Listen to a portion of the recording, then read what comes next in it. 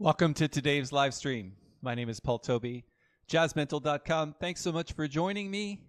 As always, I appreciate you taking time out of your busy day to spend some time with me. Just like to say a quick hello to those of you that are here so far. Peter, Thomas, Riho, Karen, Stuart, Curtis, Keith, Rich, Claudio, Mike, Vaughn, and Jim. Hey, welcome to you.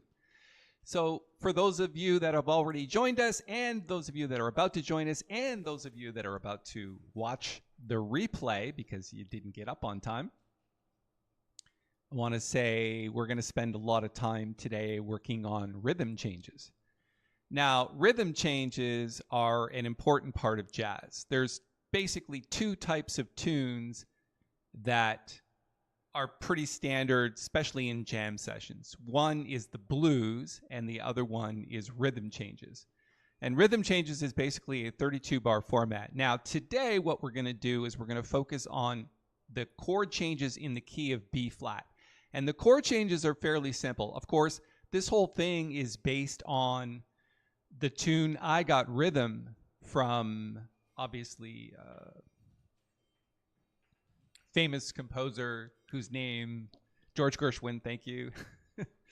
Sometimes I remember these things and sometimes it takes me a minute. Anyway, George Gershwin wrote this tune and it's become a standard for musicians. Now there's a lot of tunes that are based on this, and the one we're going to work on today is Oleo. And this is a Sonny Rollins composition, and it's over top of rhythm changes. I have prepared a backing track. So I'm going to be playing along with bass and drums, which is kind of fun. And for those of you that just joined us, Carlos, Brian, Juanita, and everyone else who isn't saying anything in the chat, a big welcome. So I'm going to get set up here. What I need is some headphones so I can listen to the backing track. And I need the sheet music pulled up. So let me pull that up for you right now and see if you can see that okay.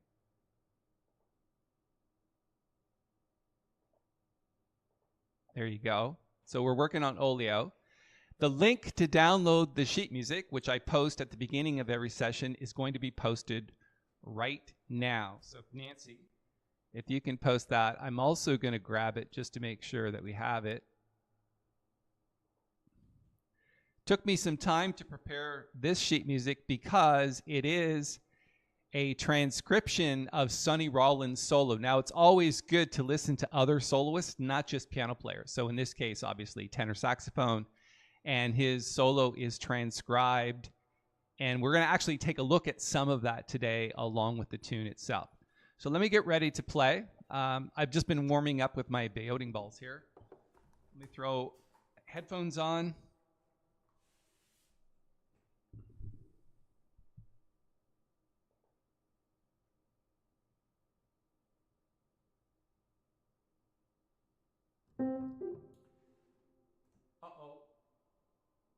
And this overhead cam is frozen, so you can't see my fingers. So hopefully, let's try this. Is that going to work? No, that's not going to work. Let me see if I can reinitialize it. Give me 1 second.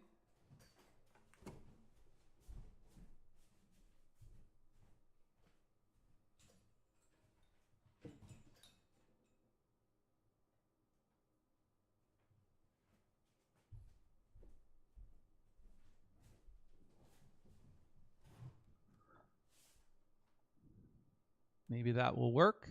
I'm not sure. Nope, not yet. Give me a second. Let me see if I can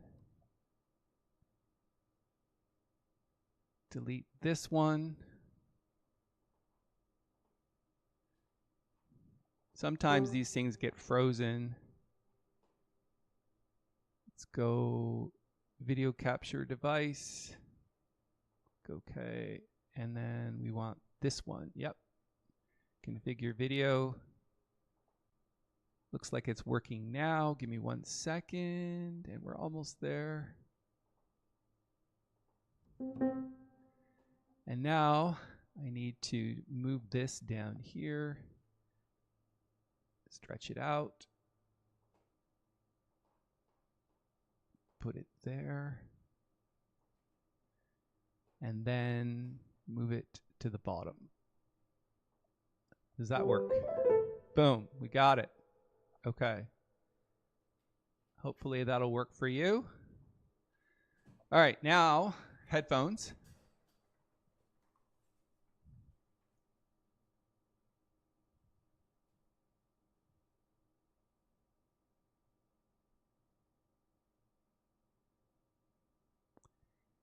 And let's turn this off. And audio output capture should be on. And then all I need to do is go here.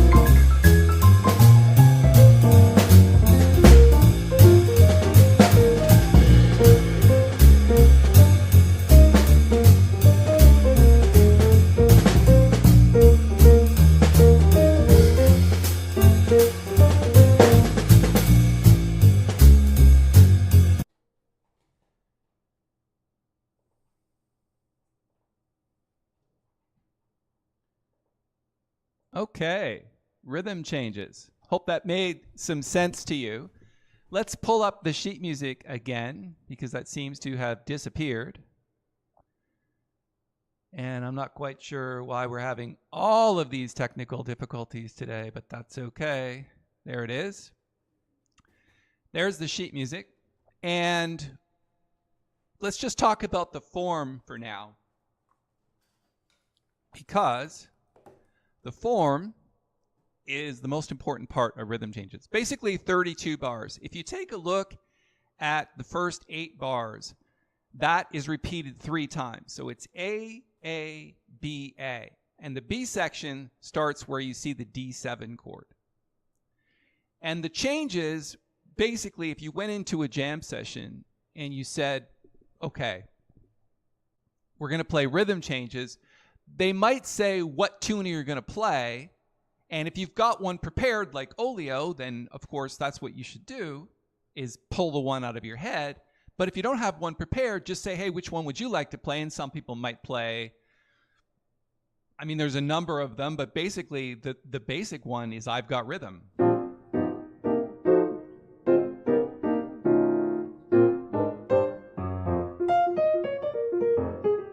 You know, I Got Rhythm, which was obviously written by George Gershwin.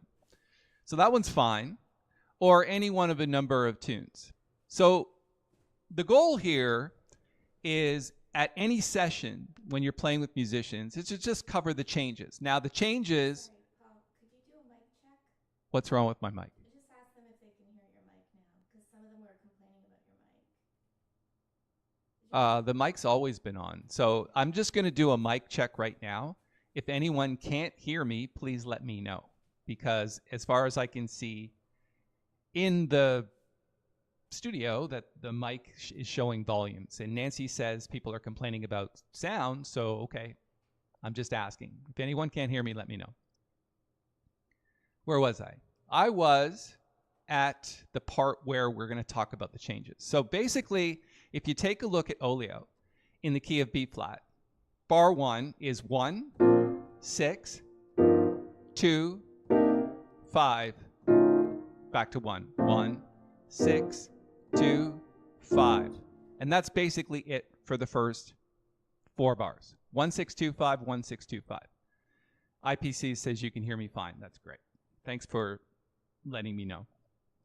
So 1, 6, 2, 5, 1, 6, 2, 5. Okay, and you can use some tritone substitutions in there if you want to. We'll talk about voicing in just a little bit. Then the second part is a 2, 5, 1 of E flat. So 2, F minor 7 to 5 to E flat. And then the next one, musicians kind of play a whole bunch of different things. You can play what it says there, which is either E flat minor 6th, or you can play E half diminished, not half diminished, whole diminished, right? E diminished 7th chord. Okay? So 2, 5, 1 of E flat to E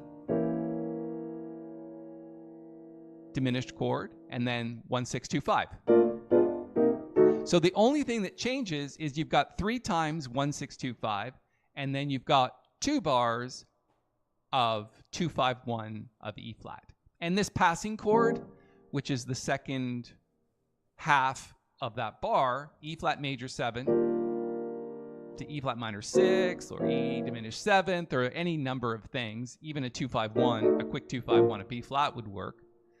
But basically that's the only difference in the A section. So let's play it slowly. B flat.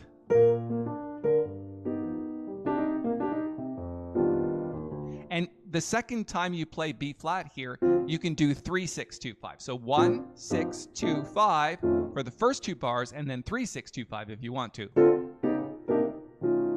Glad that everybody's able to download the PDF. Excellent. One more time. 1, 6, 2, 5. Let's play it slowly. 3, 6. And then a 2, 5, 1 of E flat. That's the E diminished 7th, or you can stay on E flat if you want. And then 3, 6, 2, 5.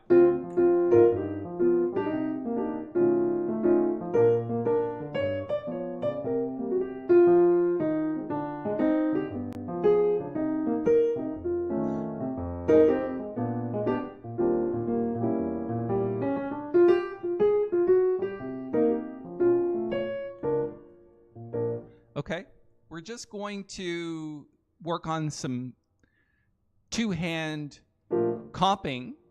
We were requested that by Gerard Masterson this week, who is one of our newest members of our advanced group, which we are now running on Wednesdays at 1 p.m. And he asked about specific two-hand chord voicings, and I'm going to show you that for Oleo in just a moment. Let's go to the bridge first. The only difference between the bridge and the first A section is the fact that things are stretched out. So you've got 3, 6, 2, 5, which is D, D7 to G7, 6, 2, C7 to 5.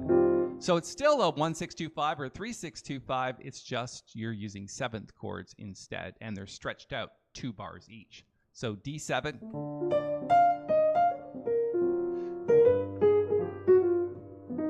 to C7.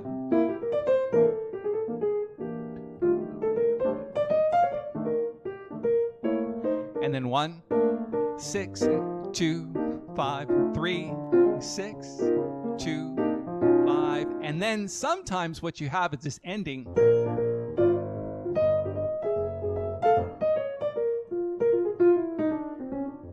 Six, 2, 5, 3, 6, 2, 5, and then a 2, 5 of E flat. Passing chord. 3, 6, 2, 5, 3, 6, 2, 5, 6, 2, 5, 1, 2, 5 of 1 of E flat. 3, 6, 2, 5, and then 3, 7, 6, 7, 2, 7, 5, 7, 1, 6, 2, 5, 3, 6, 2, 5.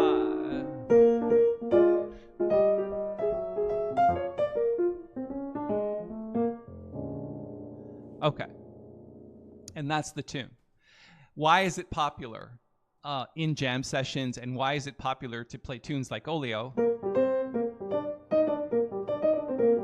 Why is that popular? Because they're simple changes. And because it's like the blues, where the blues hardly ever changes, this hardly ever changes either. You can play substitutions and whatever, but the basic tune stands, and you can play that at any jam session, and maybe even 3 or 4 times. Typically, the key that everyone plays it in is B flat. So B flat, kind of the standard key. All right. Remember, this is an interactive, somewhat interactive session. Our advanced courses are done via Zoom, so they are wholly interactive, but this is a chat area. So you are welcome to write any questions or comments that you feel, as you've been doing so far. So questions, bring them up, and we'll see if we can handle them. Now let's talk about voicing two hands. So typically, here's a decent voicing for B flat major 7. So you've got 1, and these are basically shell voicings in the left hand. So it's always 1, 7. So think about that. 1 and 7. 1 and 7 for G7. 1 and 7 for C7. 1 and 7 for F7. Like this.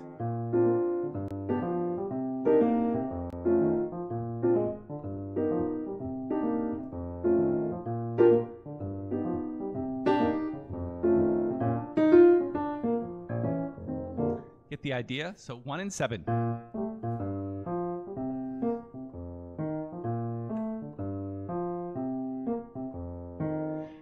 And then in the right hand, you're basically playing the rest of the chord. So in the case of B flat, play this in first inversion. So this is a B flat triad. First inversion is this. When you're going to see G7, you want to start thinking about upper structure notes or extensions. So let's take a look at G7,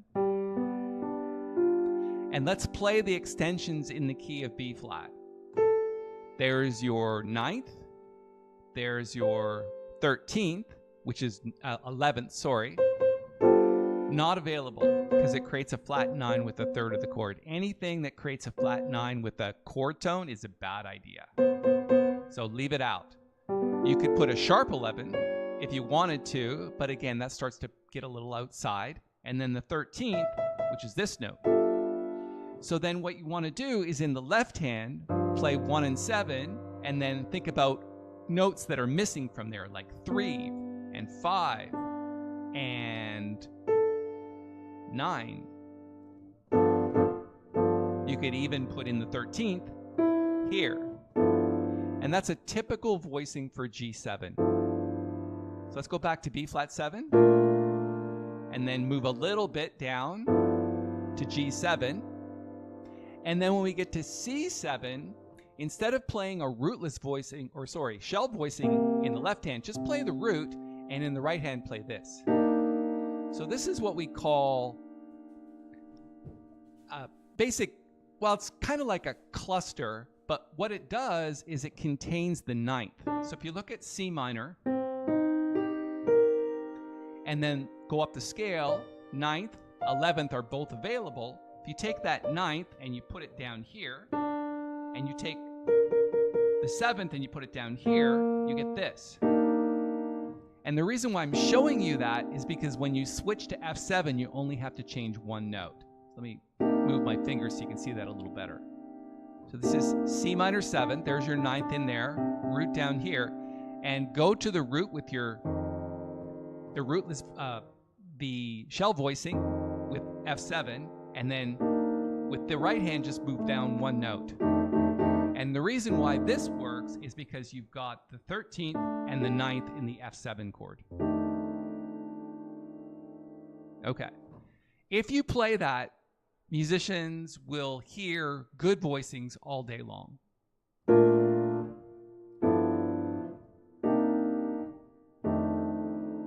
Let me do it one more time. G7, C minor 7, F7. Notice in the C minor 7 to F7, I'm just changing the thumb from B flat to A. The other notes on top stay the same. So one more time.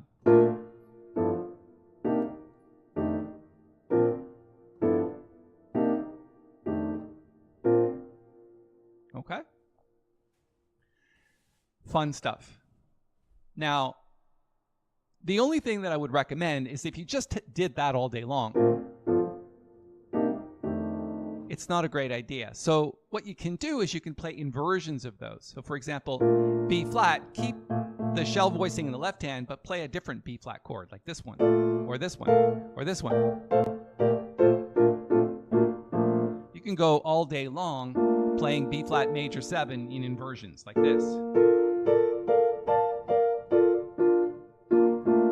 Get the idea? So if this is our first one, maybe do this instead. Then when you go to G7, this is what we had, this, and play inversions of that, like this.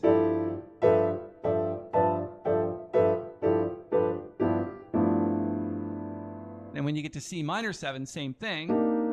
If you actually take the bottom two notes here and you move them up to the top, you get this voicing. And you still only have to change one note for the F7 chord.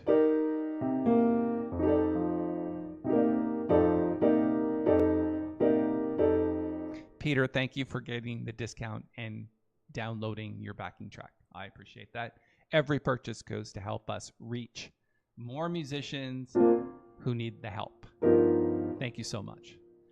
Okay, so one more time. If we play inversions,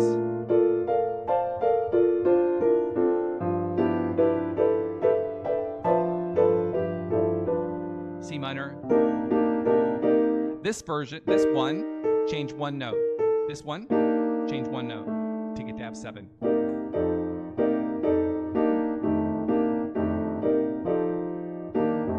Get the idea. That's good comping technique. What you're trying to do is you're trying to cover what we call extensions, 9ths, 11ths, and 13ths. Where available, just don't create flat 9s with the chord tones. That's, I would call that pretty basic beginner type thinking, right?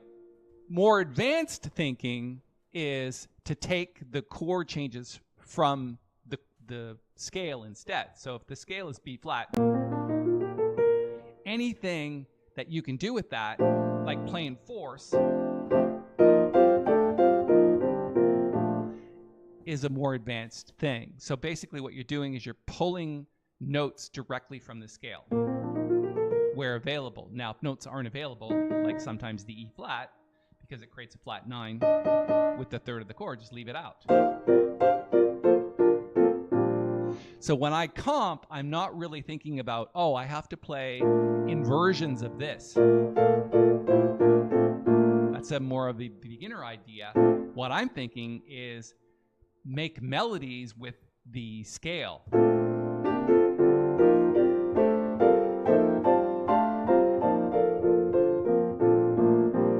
Right? And any clusters or fourths or anything that I come up with will work as long as it's from the scale. Switching to G7, I often think about G7 with a flat 9,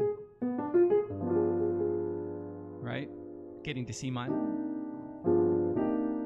So then what I might do is think about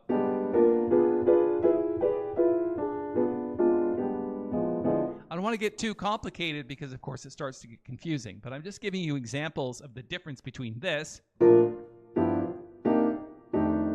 this.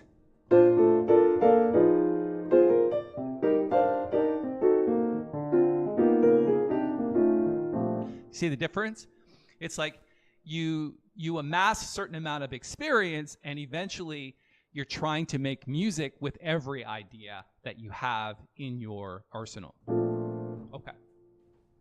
Let's go on to the 251 of E flat major. So 251. If we're playing good voicings with that, it would be the same idea as our C minor 7 to F7. This voicing with some kind of shell in the left hand. Right? 1 and 7, 3, 5, 7, and 9 in the right hand. Change one note to F7 and change the bass. In the bass, I'm playing 1, 7, and even the third of the chord, which I don't really need to do. I can just play 1 and 7. The difference between the two is nominal. Okay?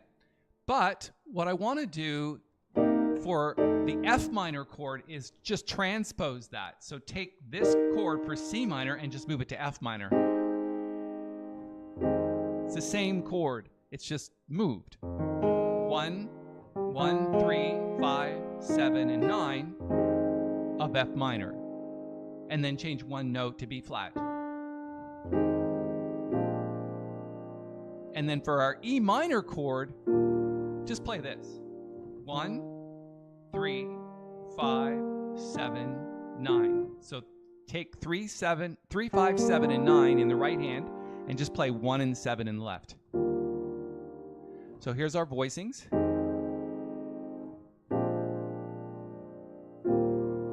One more time. Let me move my finger so you can see that a little bit, right? 3, 5, 7, and 9. Change one note to E flat major 7. Okay, one more time from the top. B flat, G7, C minor 7, F7. One more time.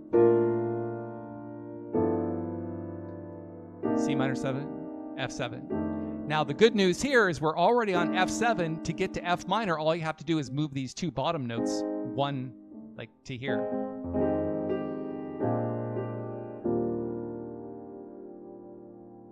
Question from Curtis.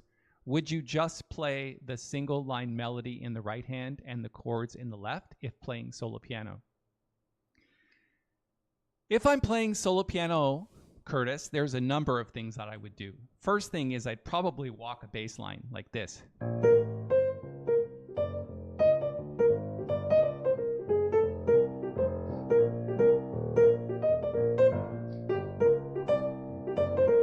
After practicing it, maybe for like a minute.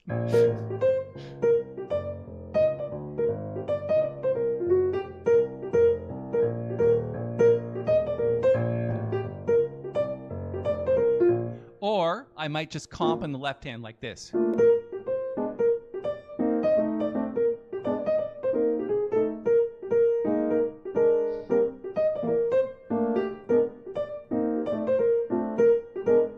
Right? You get the idea, right? I'm comping or playing this left hand bass.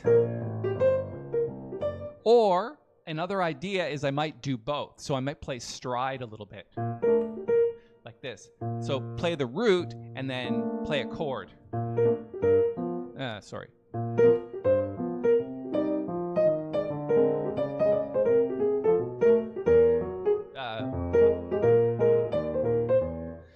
Let's do that one more time.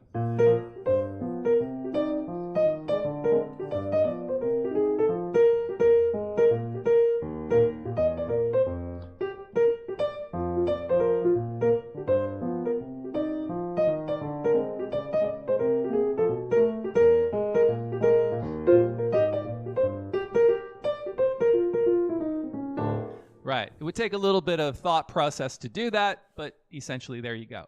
So those are my ideas on solo piano. If you're playing with a rhythm section, on the other hand, and you're comping behind other musicians, this is where we're at. This.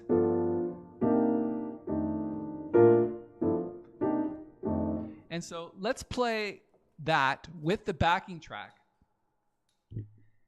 And we're just going to comp using the chords that we've talked about so far. And the backing track went and disappeared. Let's see if we can do it again.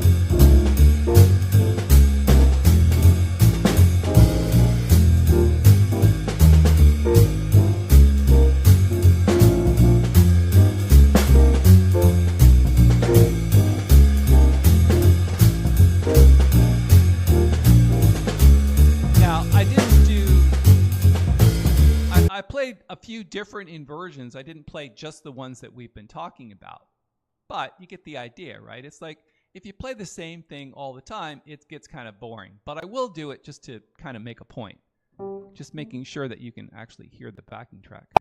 Yeah, you can. Okay, let's do it one more time. Just going to play the chord voicings that we've talked about, and then I'll switch it up a bit.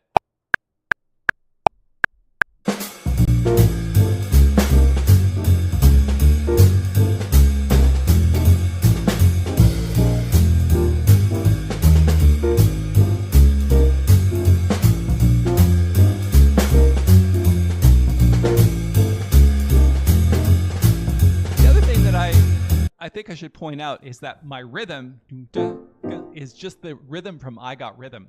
Got rhythm. I've got rhythm. Get the idea? Let's do it one more time. Now you can use any rhythms you want. Let's try a different one.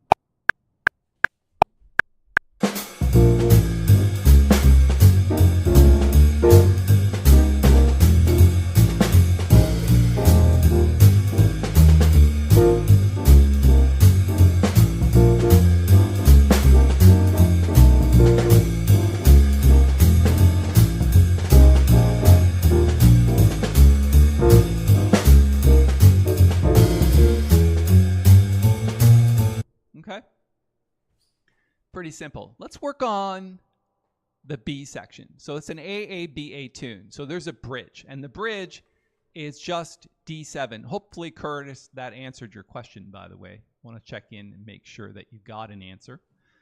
Let's go D7.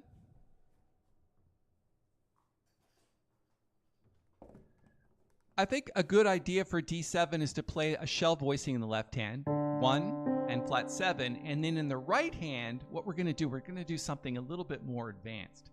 So let's look at D7 like this. If you keep going up in thirds, you get flat 9 here, or natural 9, Or you get the back to the third up here, but you also get sharp 9. So flat 9, natural 9, sharp 9. And if you look at that voicing, if you take this, you get fourths. So this is a tritone fourth, and this is a perfect fourth. So it's voiced in fourths, and if you put that with the left hand, you get this. And the reason why I'm showing you this is because watch what happens when I play the next G7. C7, F7. How cool is that? King Sax says possible reharm on the bridge is 2 minor before each 5/7. Yes, we will get there. Thank you for pointing that out, but yes, that's a good idea. We will get there in a second. But let's just try this first, where we've got shell voicing in the left hand, so 1 and 7, and then 3, 7, and sharp 9. And then all we have to do is, in the right hand, just go down in half steps to get to G7. Go down a half step to get to C7, sharp 9, and then F7, 13. So that's a really nifty trick to find your way to closer voicings. Get the idea? And I would stick with that because it is very cool. Right, you can play a bunch of different types of voicings. You can play, sharp 11 voicings, or you can play sharp 9 voicings on the G7. You can play flat 9 on C7. You can play sharp 9 on F7. There's a bunch of different things you can do, but this is simple. And you could even go down half step in the left hand because you're doing tritone substitutions. So instead of G7, you're going to D flat 7. Cool, right? Actually works really well. Think about this.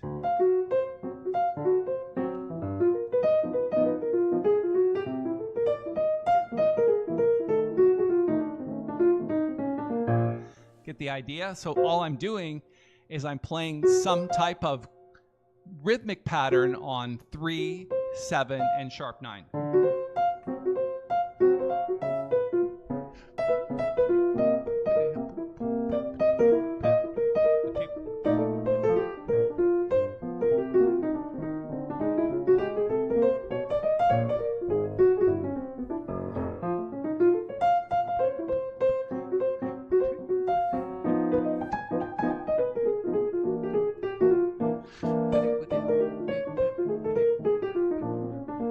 Right? You get the idea. Okay. Now, one of the things I did want to talk about as well is when you're talking about comping for yourself and doing soloing, it's a good idea to kind of take the same idea, except you don't want to move around a lot. So B flat, I would say this to G7, and then use that C minor voicing that we did up here on the left hand. So you're just moving the hand a little bit. What you don't want to do is play all the time moving around too much. You want to keep close, right? Close neighbors. So B flat major 7 to F7 with a 9 and a 13.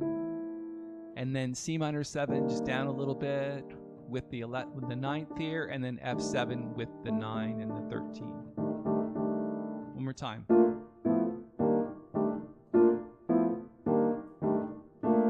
Now, is there a billion other things you could do? Of course, you could do this. I mean, you could be all over the map in terms of your voicings. But if you're just starting out and you're thinking, what do I play in terms of left-hand comping for myself? This is a good plan. B flat, G7, C minor 7, F7. And then when you get to F7 or F minor 7, you can just change a couple of notes. So this is C minor, this is F7, F minor 7 to B flat, the 3rd, the 13th, and the 9th, right? F minor, B flat 7 to E flat to the passing chord E diminished 7th, Okay, let's do that whole thing. B flat, G, C minor, to B flat, sorry, to F7, to F minor 7, to B flat 7, to E flat, to E diminished, right here, and then go back to the beginning. Okay, let's play that.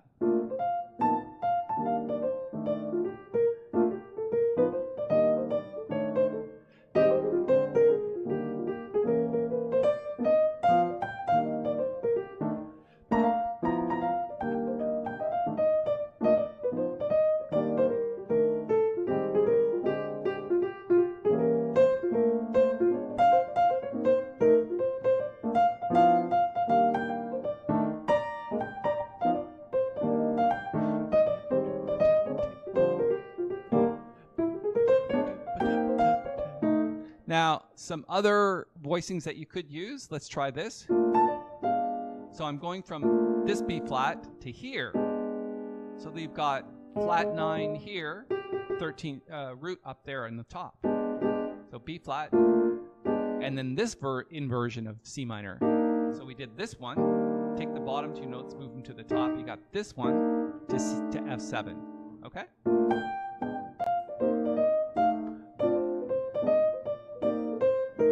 And then use this inversion of F minor.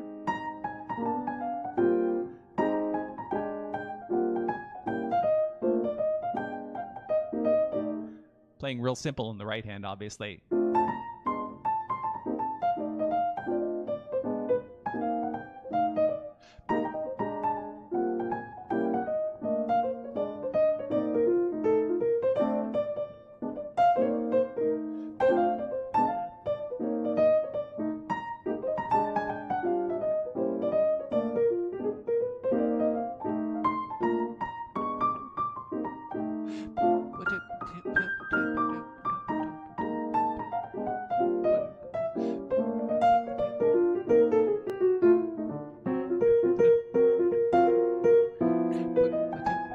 All we're doing in the left hand now, we're on the bridge, is playing the voicings that we did with the right hand.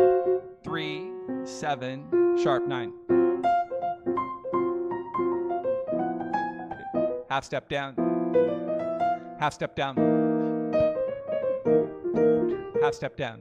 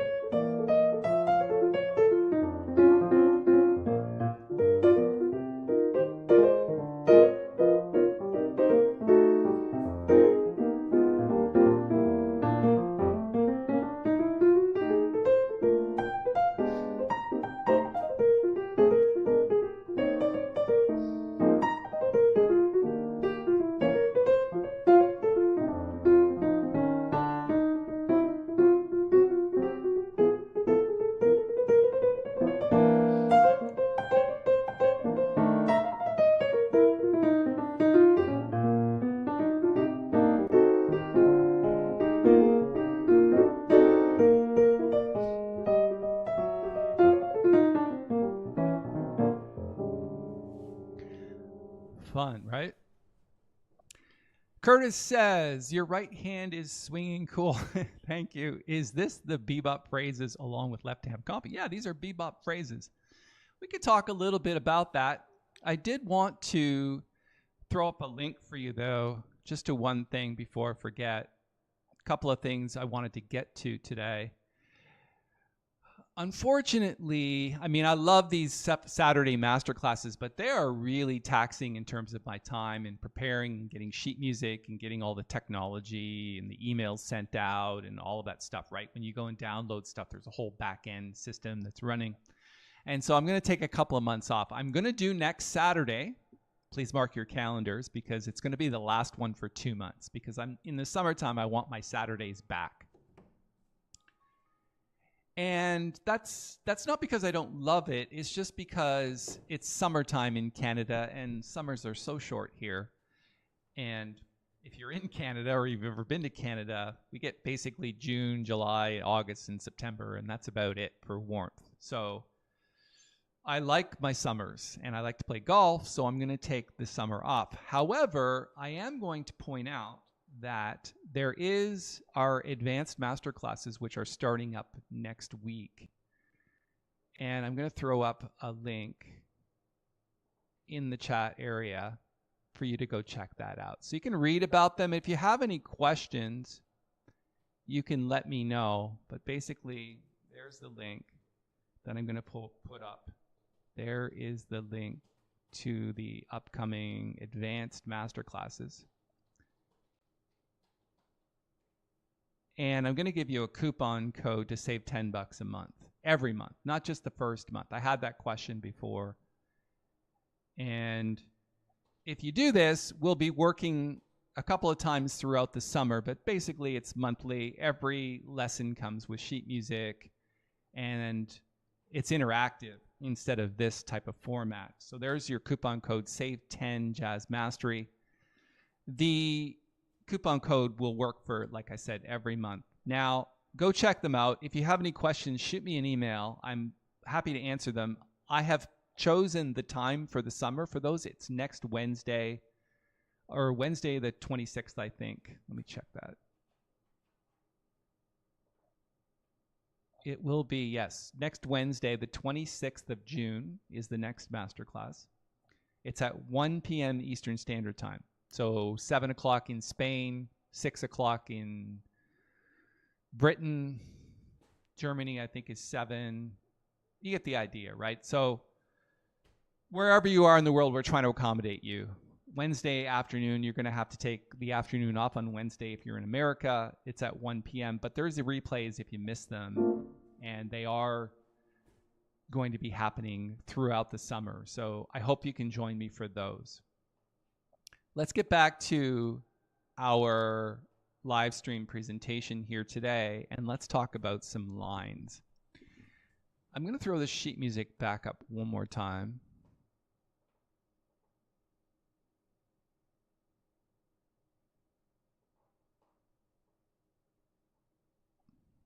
Keeps disappearing on me for some reason. I'm not quite sure why. Try this one more time.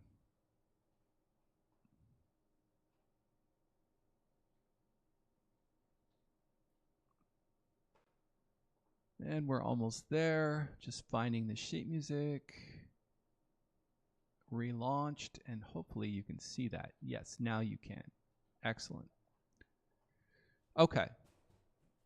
Now, in terms of soloing ideas, now this is a little bit of bebop language ideas, and we've talked quite a bit about these in previous Saturdays.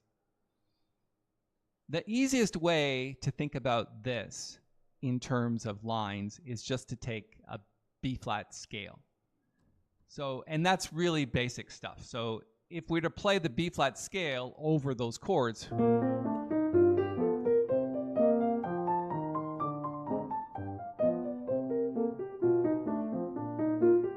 right, it's just a scale, right? And it works.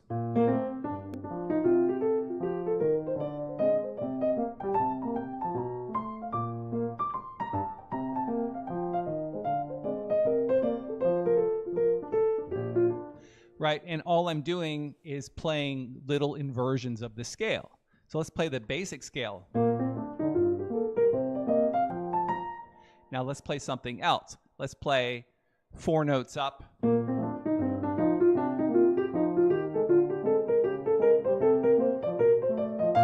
That's one inversion. You can do that coming down too. Let's go down.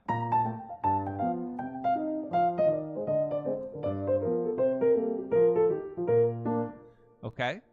Then the other thing you can do is you can think about playing thirds like this. So intervals of 3.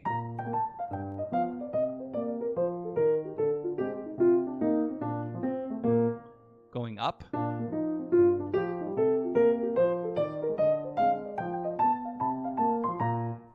Okay. So you can create little patterns just out of the scale. The next step to that is basically starting the whole language of bebop which is called enclosures. So think about the chord tones of B flat. You've got the 3rd and the 7th, and you can enclose those with notes above and below, like this. Like that, or down, over, and back. And then catching the chord tones of the different chords. So the first chord is B flat, and then you're going to G. So to pick a chord tone like the 7th,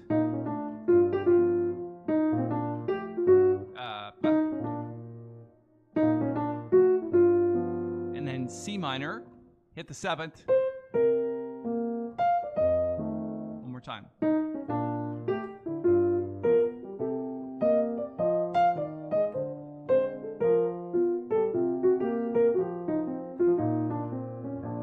Right? So you're enclosing the destination note with over, under. So one more time.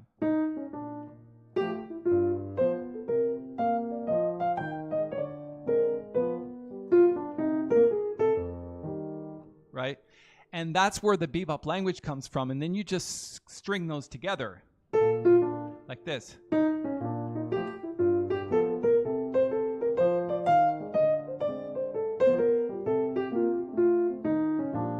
Get the idea?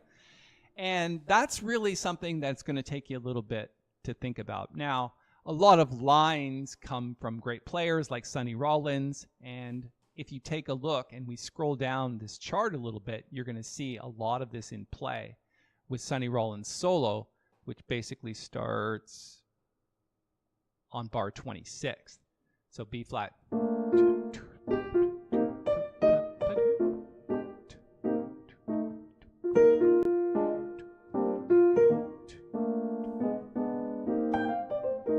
And then bar 34.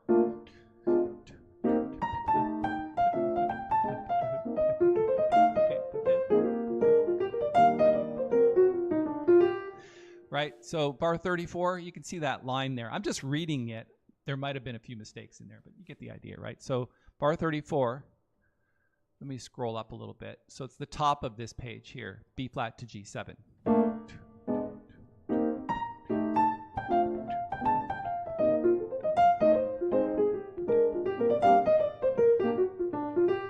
That's very common bebop language. So if we were to dissect that bar 34, 35.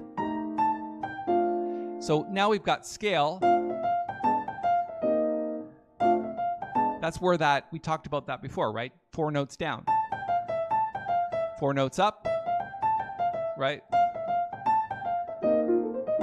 And he's playing chords here, right? C minor, and then the chord of F7. 1, 3, 5, 7, back to 1. And he did it coming down too. Right? 4 notes down, bebop, and then triplet.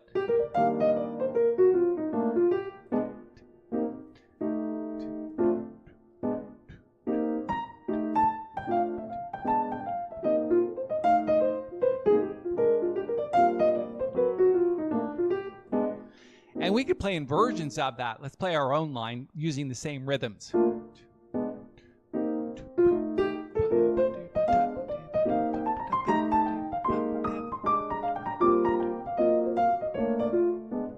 Right? It's kind of the same rhythms as they're using, as Sonny Rollins is using. We're just playing different notes from the scale and from the chords.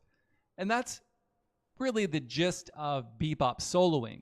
You've got your enclosures to the chord tones, you've got your scales, and you've got your patterns on those scales. The only other thing I would mention is that you can use bebop scales. So instead of 7-note scales, you can put in a passing note. So the passing note on B flat being this sharp 5 or flat 13. So it evens out, right?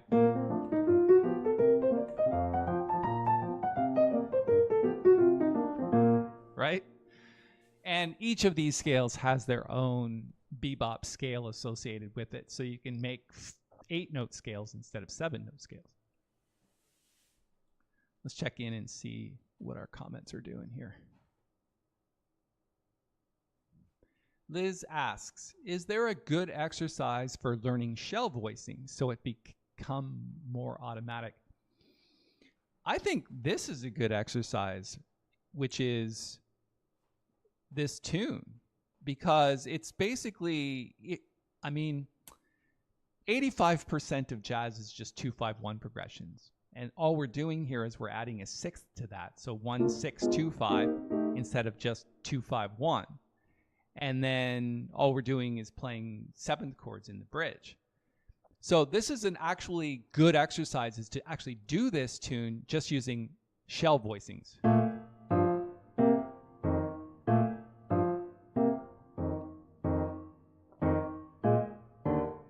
Now, shell voicings is not this. This is full voicing. Shell voicing is just 1 and 7 in the left hand. That becomes useful when you want to play a little bit of stride.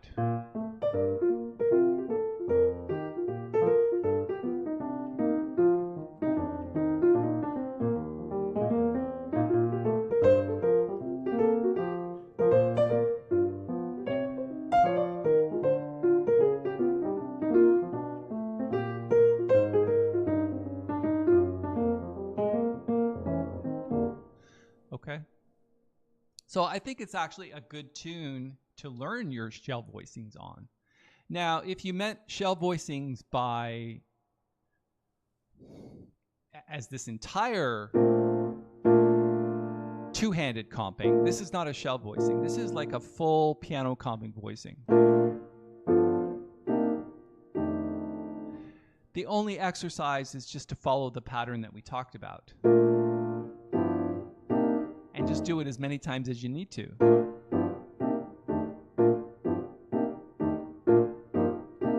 And then it becomes automatic.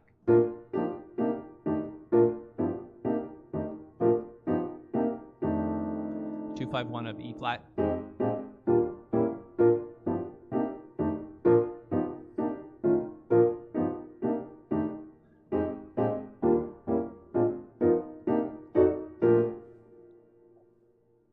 To me, you don't need an exercise book to show you that. That's something you can figure out just from this tutorial. Go back and watch the replay.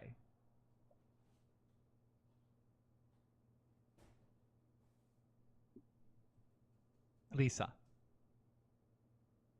Because you'll get, if you want to write it out, you can write it out. But these are pretty standard sort of two-handed comping voicings. Now, they're not the most interesting, but they're good. They work. Nobody's going to fault you for playing them. And then, just make your inversions and everything, and just go back in the tutorial and play that section over and over. Play this section over and over. And then play it as many times as you need to. That's how things become automatic. There's no exercise on the planet that doesn't become automatic if you just play it enough times. For example, I do a lot of hand-in.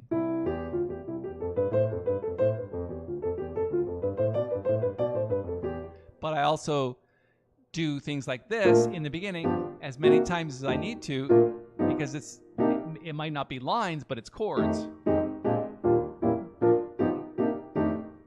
And that's all you got to do. And then what you would do is you would transpose that to other keys if you needed to. So if we were to transpose that into E flat, you could play something like this. I don't know exactly the same voicings, but we'll try. E flat to, let's go down here.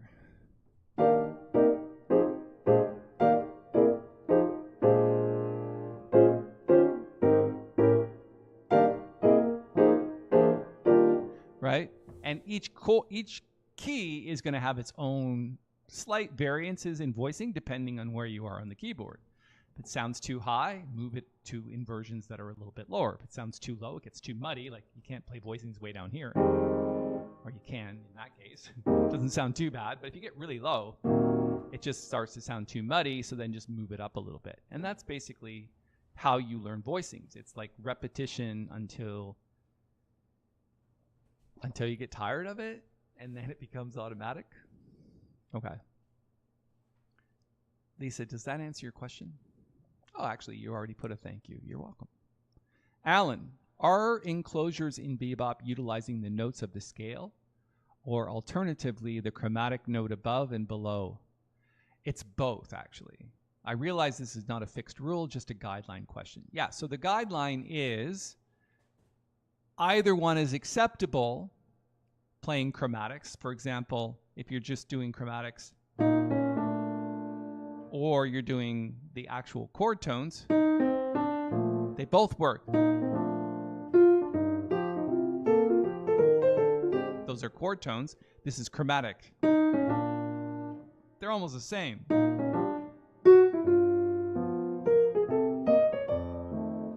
So chord tones or chromatics work. Now, the other thing is, it's not just two notes. It's two notes below or two notes above.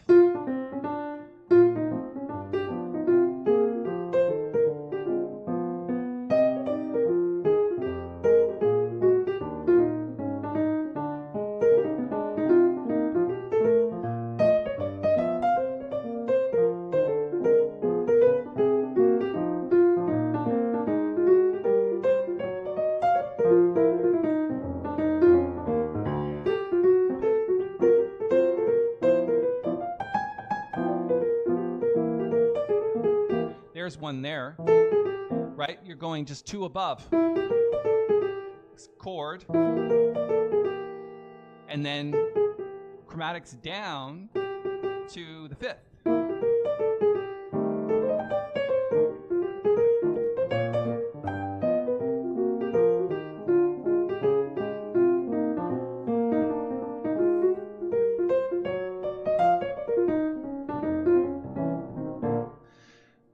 Rich says, and actually, Alan, I think that answered your question, but please let me know if that's an acceptable answer for you. I think it's both, but again, soloing isn't just enclosures. That's part of the bebop language. There's scales, bebop scales, patterns on those scales, force. There's a ton of ideas. It's just that language of bebop basically means enclosures going to passing notes or enclosures leading to chord tones. Is there a video for the mother of all songs, I've Got Rhythm? What do you mean by that, Rich? A video? Is there a video? Oh, you mean, do I have a video of me playing I've Got Rhythm? Or is there a video? I'm sure there's like 100 videos on YouTube for people playing I Got Rhythm. Alan, you are welcome for the grand explanation.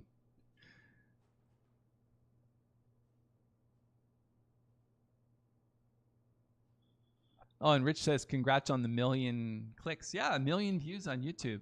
It's getting past that. It's past that now, so that's kind of cool. We're kind of the little channel in the advanced piano world. And I got to say, I'm very appreciative to all of you who've helped us build the YouTube channel. It wouldn't have happened without you. I know that I've been really, not lazy, but I've let the last couple of weeks go without making one of the shorter tutorials to post. So the channel suffered a little bit, and I've got to pick up and do that. But I've kept the live streams going. But because we're stopping the live streams after next week, I hope you can all be there next week. By the way, I've got a great surprise for you. But after that, for 2 months, we're taking a break on Saturdays and just continuing with our paid masterclasses. Okay.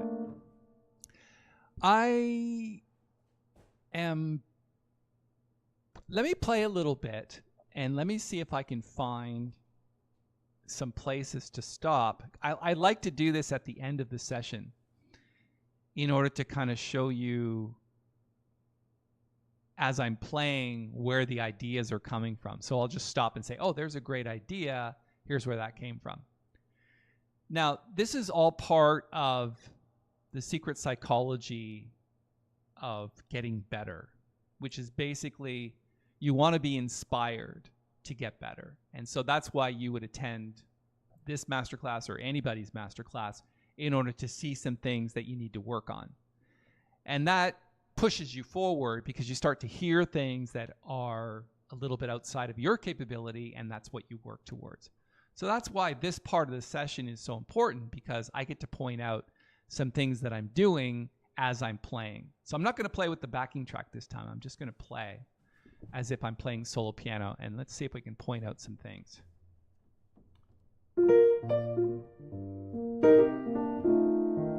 Instead of 3-6-1-6-2-5, I'm using the tritone substitution there.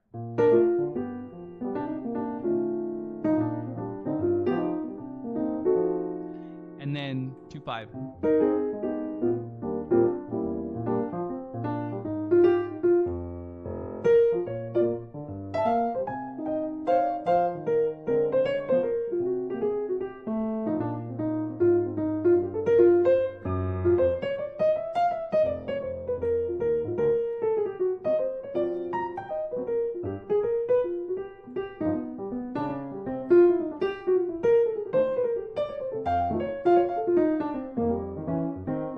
Now, one thing I did want to point out is when you saw me do this, that goes both ways. Or this.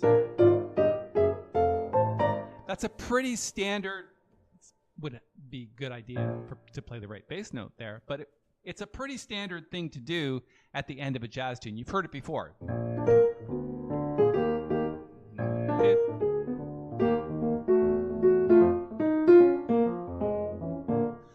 Right? That's a kind of standard ending, but you can throw it in the middle of the tune in rhythm changes. Listen to this. 1, 6, 2, 5, 1, 6. And then let's do that line.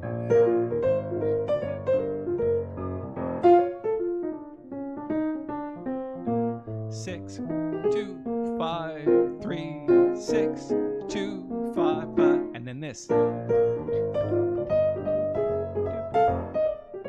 So again, the line is 1, flat 7, 6, flat 6 to 5. Or going up, it's 1 to 3 to 4 to flat 5 to 5. And they both fit together, either in or out. And that's pretty common in rhythm changes.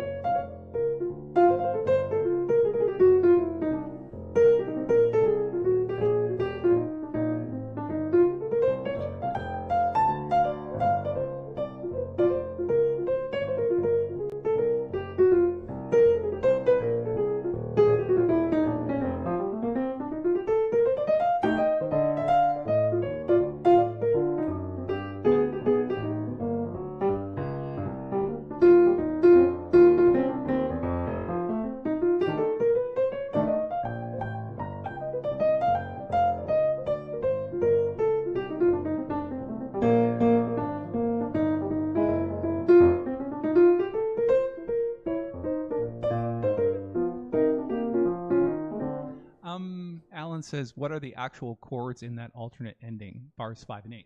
The actual chords, B flat to, this is just B flat 7. So B flat to B flat 7 to C minor to flat, it's like a diminished chord. I don't really even think of that like a chord, but so B flat 7, C minor, and then let's say flats, let's say G flat 7 to F 7, G flat 7, right? A really is a G flat 7, yeah. So 1, 1 7, 2 minor 7 to flat 6 7 to 5 7. Those are the chords. Okay, doesn't matter which way you go. It's the same both ways. Okay. The other thing I wanted to point out, and somebody mentioned this earlier, is that you can use substitutions in the bridge. So instead of D7, you can use a 2-5 of D7. So A minor to D7. So let's go to the bridge. So A minor to 2-5, and then you can use D minor to G7, and then you're going to C7, so G minor to C7, to C minor 7, and to F7. So just put a 2 in front of each one. So A minor, D7, D minor 7, G7, G minor 7, C7, and then C minor 7, F7. Okay? Watch those voicings again.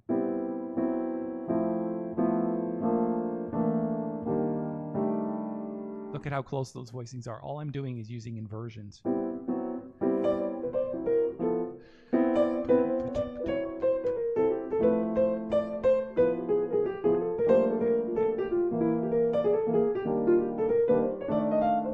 One more time.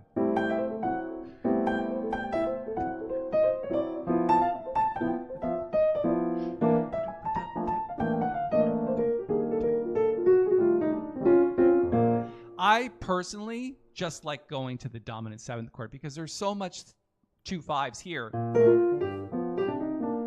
Very tonal, but when you get into the D7 section or the bridge, it bites, right? These dominant chords with your tritones.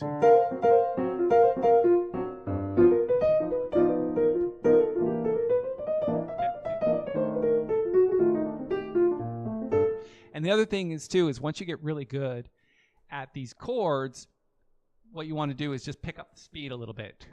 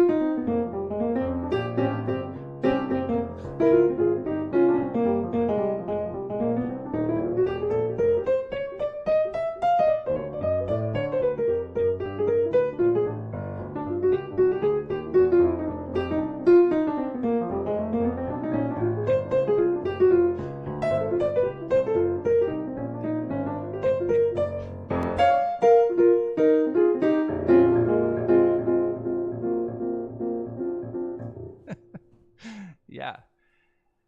Can you quickly talk about playing a 2-5 substitution on the bridge if you have enough time? That's what I just did. That question must have come before I just did it. I played 2-5 substitutions at the bridge. Let's play the tune again. And so here's our 2-5 substitutions, right? A minor to D7, right? But the problem with that is it doesn't bite as nice.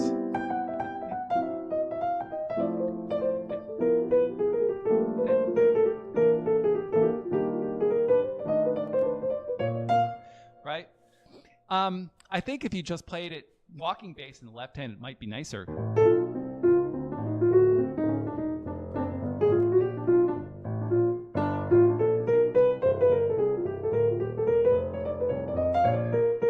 Right? That's playing left hand bass using those 2-5 substitutions. But if you're just playing, you're comping, I prefer just nice dominant 7, sharp 9 to 9-13 to sharp 9 to 9-13.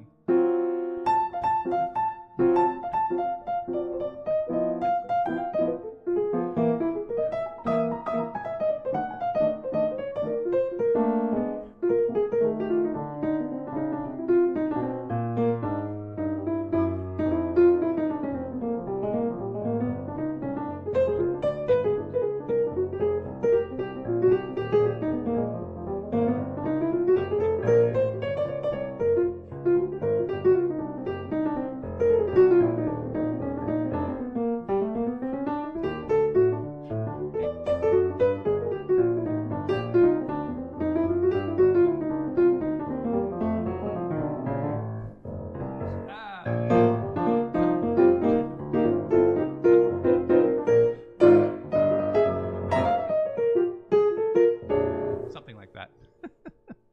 Anyway, I think that's all the time we have for today. Thank you so much for hanging out with me and sharing all of your knowledge with me. And the questions have been awesome. And I hope you got a lot out of today's session. Yes, I just posted the question beforehand, but you anticipated me. I did, because I heard the question earlier on in the session, and then I finally remembered to talk about it. Okay, so a couple of reminders. One, new CD out, which is kind of cool. Paul Tobey, It's Time, because, you know, it's been 20 years since my last release. And if it wasn't for YouTube, I probably would have never made a new release. So go check that out on paultobey.com. Two, check out this. I'm going to put the link and the coupon code one more time to the live stream, the Zoom masterclasses, which are highly interactive couple-hour masterclasses that we're going to have a ton of fun in. And that's the coupon code. And I'm going to post one more time the link to the actual course here so you can go check that out. So those are the two things that I wanted to share with you. Go check out that masterclass link and use the coupon code to get it to $29 a month. I can tell you that the sheet music download will be worth more than $29 a month. Plus, we have this little core group of just really great people, and we're just going to create a community outside of the main community. And if you want to be part of that, and you want to hang out with me and play for me and get some feedback and really work hard, go check that out. I'll see you all next Saturday, same time, same place. My name is Paul Tobey. I really appreciate you hanging out with me today. Have a great one.